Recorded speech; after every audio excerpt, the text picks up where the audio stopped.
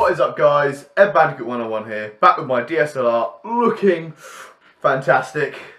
Welcome to my review of the, don't know what it's called, it's the Red 5, which is a little tech shop in England, the Red 5 X5SC, the Red 5 X5SC Explorer 2 drone. Now this thing cost me £59, as it was on sale down from £69. So this thing roughly cost me about $90 plus batteries, so $95, $100. So this is a drone for under $100. Now this thing has an inbuilt 720p 2 megapixel camera, capable of shooting video at 30 frames per second. Also it has 4 rotors, this is a quadcopter, and operates on a 2.4 gigahertz radio frequency. So that's the actual copter itself. It's relatively large, as you can tell. It's not a tiny little drone. It's about as big as, I'd say it's, it takes a, my computer's massive to put that in perspective. It's a relatively large sized quadcopter for £60. Comes with feet. As you can see, it has feet on the bottom of the device, as well as bump protectors, I'll call them, to stop the blades crashing into anything and snapping. It also comes with spare blades, and it's rechargeable. It takes roughly 130 minutes to charge for 5.5 minutes of flight time, which is atrocious, but I appreciate that to keep the battery weight down to make sure it flied with the camera and everything. It's relatively easy to control. And here, speaking of the control, is the controller. Very flimsy, it's cheap and plasticky, but it definitely gets the job done. You've got 2 toggle buttons at the top, got the antenna here. You've got an LCD screen here which tells you what it's outputting to the drone, so it has like an axis monitor, so you can see where the analog sticks are facing on that, because apparently, looking at the actual analog sticks themselves is inefficient. It has an on button and beeps to tell you what state the drone's in. And it has calibration for the kind of the hovering ability of the drone. So you flick these buttons down and up depending on where you want the drone facing and things. Obviously you have red lights on the front of the drone to indicate the front and green on the back to indicate it's the back, so you can tell which way you're pushing it when you're moving the controls.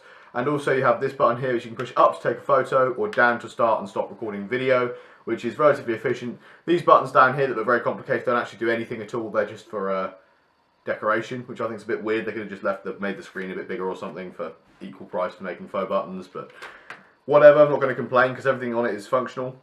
It requires 4 AA batteries for the remote, and the drone itself is rechargeable and comes with a USB cable to charge it. And in the back of the drone on the camera, you have a micro SD card.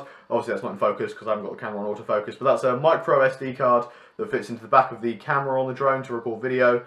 It comes with the files that it records to pre-installed, so don't alter those or it won't know what to record it to, obviously, because it's programmed to record it to the specific file names.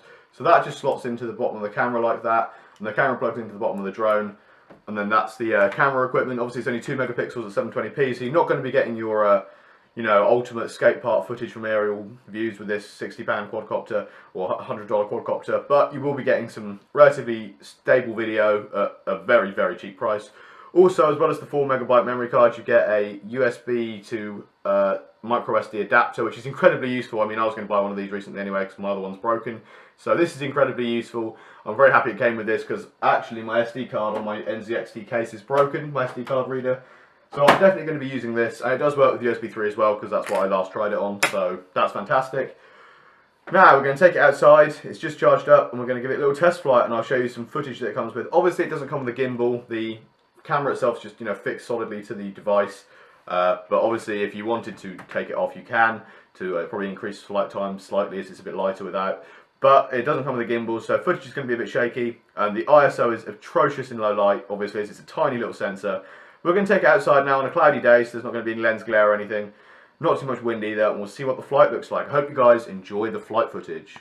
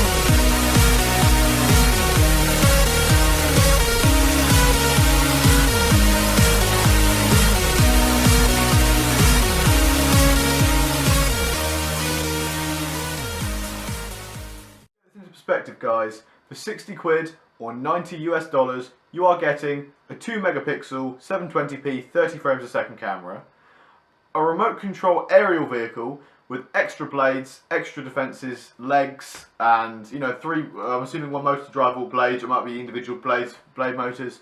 You're getting a remote control that operates on 2.4 GHz bandwidth with an LCD screen, a 4 gigabyte micro SD card, a micro SD card adapter, and a USB charge cable. All of that for 90 US dollars, I think, is an absolute bargain. You've seen the video quality, you've seen the fact that you can do flips now, which I didn't mention at the beginning of the video. Is it worth 60 quid or 90 US dollars? Obviously not if you're trying to use it for video production, for things like, flying over a skate park or something and having a perfectly smooth, gimbaled experience where you can see the whole aerial view of the area. No. If you want to do a quick little video about a drone, or even want to have a static aerial view shot or something that you would like to have from a different angle, it's fantastic. It's 720p, the video quality isn't fantastic, and the microphone quality is atrocious, because all you can hear is how whiny the thing sounds. It is incredibly loud. The only thing I have to complain about is it does sound a little bit like it's dying all the time. Other than that, for video quality, it's ample for average. Look at what I've found outside, and look at this angle of it. It's very easy to control. Honestly, with slight wind, you can still basically move it in any direction you want and work out where it's going and spin it and everything, which I think is fantastic. It's just a brilliant device and an incredible bargain for the amount of stuff you get. I mean, with the USB cards and everything and all that stuff, I see it as a real value for money per item, and I'm very impressed with it. So I hope you guys have enjoyed this video. Remember to like, comment and subscribe. Follow me on Twitter at Bandicoot101, like my Facebook page at Bandicoot101. Links will be down in the social media descriptions, all below. Hope you guys enjoyed the video. And if you want to see more awesome gaming and tech content, please remember to subscribe, and I'll see you guys very soon with another good gaming or tech video at Bandicoot101 out.